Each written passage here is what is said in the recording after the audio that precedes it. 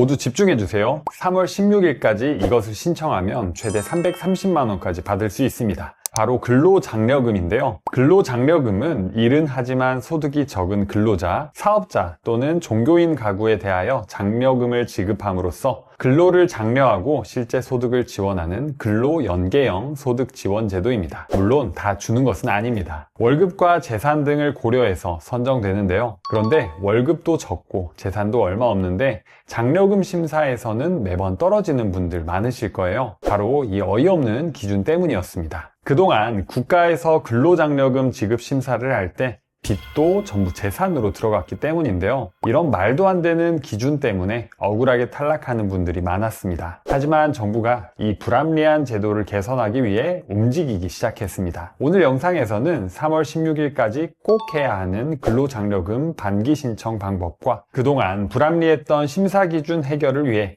17년 만에 검토에 들어갔다는 내용 차근차근 알려드리겠습니다. 시작 전에 구독과 좋아요 눌러주시면 생활에 도움이 되는 정보 꾸준히 보내드릴게요.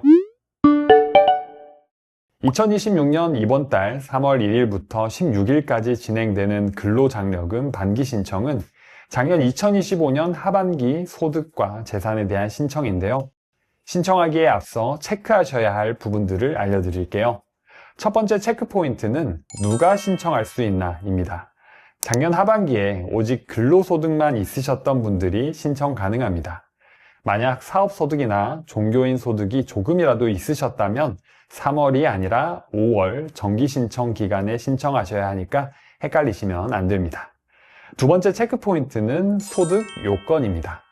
가구 형태에 따라 기준과 받을 수 있는 최대 금액이 달라지는데요. 혼자 사는 단독 가구는 연소득 2,200만 원 미만이어야 근로장려금을 수령할 수 있습니다. 수령액은 최대 165만 원까지 받을 수 있고요. 혼자 벌어서 가족을 부양하는 외벌이 가구는 연소득 3,200만 원 미만일 때 최대 285만 원까지 수령할 수 있습니다.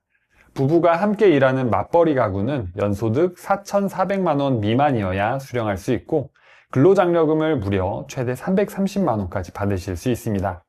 세 번째 체크 포인트는 재산 기준입니다.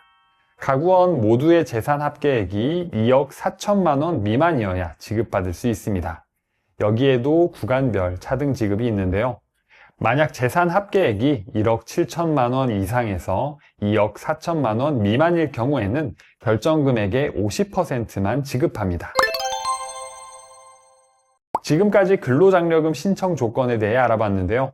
신청 조건이 맞는다면 이제 직접 신청해 보겠습니다. 신청 기간은 2026년 3월 1일부터 3월 16일까지입니다. 신청 방법 첫 번째는 모바일 안내문을 받은 경우입니다. 모바일 안내문을 못 받으셨다면 마지막 인터넷 신청하기에서 받는 방법 알려드릴 테니까 안내문을 받지 못하셨다면 옆에 보이는 시간으로 이동해 주세요. 먼저 카카오톡이나 우편으로 신청 안내문을 받으신 분들은 정말 쉽습니다. 모바일 안내문은 화면에 보이는 신청하기 버튼만 누르시면 되고요. 두 번째는 우편 안내문을 받은 경우입니다. 종이 우편을 받으신 분들은 우편에 그려진 QR코드를 핸드폰으로 찍어서 안내에 따라 신청하실 수 있습니다. 세 번째는 전화 신청입니다. 국세청 정식 발신번호인 1544-9944에 전화해서 간편하게 신청도 가능합니다.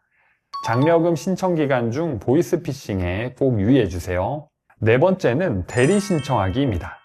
스스로 신청이 어려운 분들은 1566-3636으로 전화해서 신청 대리 서비스를 요청하실 수 있습니다. 마지막으로 인터넷 신청하기입니다. 이 방법은 근로장려금 반기 신청 안내문을 받지 못하신 분들이 홈택스로 직접 신청하는 방법인데요. 가장 먼저 앱을 설치해 볼게요. 플레이 스토어를 열어주세요. 아래 검색창을 눌러서 검색창에 홈택스를 입력해 주세요. 그러면 상단에 국세청 홈택스, 손택스 앱이 뜨는데요. 오른쪽 설치 버튼을 눌러 설치해 주시면 됩니다. 잠깐만 기다리시면 설치가 완료되는데요. 설치가 완료되면 설치 버튼이 있던 곳에 열기 버튼이 생깁니다. 열기 버튼을 눌러주세요. 그러면 신청 기간 중에 홈택스 모바일에 접속하시면 팝업으로 근로장려금 반기 신청 메뉴가 보이실 겁니다. 신청하기를 눌러주세요. 그 다음 하단에 로그인하여 신청을 선택합니다. 로그인 방법으로는 인증서 방식과 아이디 방식 등이 있습니다. 국세청에 신고되어 있는 소득 내역을 자동으로 불러오려면 인증서 방식으로 로그인하셔야 합니다. 이제부터 신청서를 작성해 보겠습니다. 인적사항 화면입니다. 신청자 본인의 연락처, 주소 등을 정확하게 입력해 주세요. 아래를 보시면 장려금 지급 결정 통지를 받으실 방법을 선택하실 수 있는데요. 편하게 모바일로 통지서를 받고 싶으시면 동의를 눌러주시고 우편으로 받고 싶으시면 비동의를 눌러주세요. 다음은 가구사항 화면입니다. 기본적인 가구사항은 채워져 있을 건데요. 만약 사실과 다른 사항이 있으면 아래 삭제 버튼이나 가구원 추가 버튼을 눌러 수정해 주시면 됩니다. 그 다음은 전세금 명세 화면입니다. 전년도 6월 1일 기준 신청인 또는 가구원이 임차한 주택 주거용 오피스텔 또는 상가가 있는 경우에만 작성하는데요. 여기서 꼭 알아야 할 체크포인트 알려드리겠습니다. 첫 번째로 임차한 주택과 주거용 오피스텔의 전세금은 해당 주택 기준시가의 55%를 적용하여 평가합니다. 다만 임대차 계약서 등을 통해 확인된 실제 전세금이 간주 전세금보다 적은 경우에는 실제 전세금으로 적용되니까 이런 경우라면 전세금 명세를 입력하신 후 임대차 계약서 사본 등 증빙 자료를 함께 제출해 주세요. 실제 전세금이 간주 전세금보다 높다면 전세금 명세를 따로 입력할 필요가 없습니다.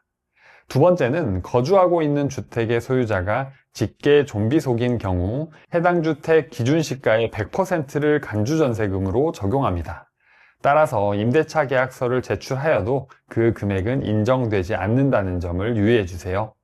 세 번째로 상가 임차 보증금은 실제 지급한 보증금으로 평가하기에 임대차 계약서 등으로 확인된 전세금 명세를 입력한 후 관련 증빙 자료도 함께 제출해 주세요. 다음은 소득 명세 화면입니다. 만약 국세청에 신고된 소득 자료가 실제 소득과 다르다면 해당 소득을 입증할 수 있는 증빙 자료를 같이 제출해 주셔야 합니다. 다음은 환급금 수령 방법 선택하기인데요. 계좌로 받으실 때 주의하실 점은 반드시 신청인 본인 명의 계좌만 가능합니다. 현금 수령을 원하시는 분은 주변 우체국 방문을 통해 현금 수령을 선택해 주시면 됩니다. 환급금 수령 방법까지 입력하시면 신청이 완료됩니다. 신청이 완료되면 신청 금액을 보기와 같이 확인하실 수 있습니다. 신청 금액은 신청 시 입력하신 근로소득을 기준으로 계산한 금액을 심사 결과에 따라 실제 지급받을 금액과 다를 수 있습니다. 심사 결과는 심사 진행 상황 조회에서 확인하실 수 있습니다. 2025년 하반기분에 대해 신청하면 2026년 6월에 연간소득을 기준으로 정산해서 지급하는데요. 상반기 신청 당시 지급액이 15만 원 미만이었다면 상반기분은 지급되지 않고 6월 정산 시 함께 지급됩니다. 근로소득 외에 다른 소득이 있는 경우에는 정산 시기가 2026년 8월로 늦어질 수 있다는 점 참고해 주세요. 그 외 지급일은 2026년 6월 25일부터 말일까지 순차적으로 심사 후에 지급할 예정이라고 합니다. 지금까지 근로장려금 신청 방법과 기준에 대해 알아봤는데요. 지금부터 오늘 영상의 핵심이자 많은 분들이 가장 기다리셨을 소식, 바로 근로장려금 개편 소식에 대해 알아보겠습니다. 근로장려금 심사에서 가장 큰 원성을 샀던 건 바로 재산 산정 방식이었습니다. 빚이 있어도 재산에서 차감되지 않고 총자산 기준으로 평가된다는 것입니다. 예를 들어 대출 없이 시세 3억 원인 주택을 보유하고 있는 사람이 주택의 재산 가치가 시세의 60% 수준인 기준시가로 매겨져 1억 8천만 원에 불과해 근로장려금을 수령할 수 있었습니다.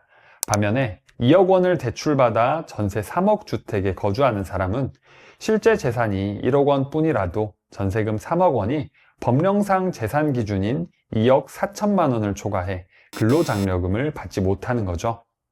3억 원 가치의 집을 소유한 근로자는 근로장려금을 받고 2억 원 대출을 낀 3억 원 전세살이 근로자는 근로장려금을 받지 못하는 불합리한 상황이 생겼었는데요. 수년째 원성이 자자했던 이 불합리한 구조를 해결하기 위해 드디어 정부와 국회가 해결 방안을 검토하고 있습니다.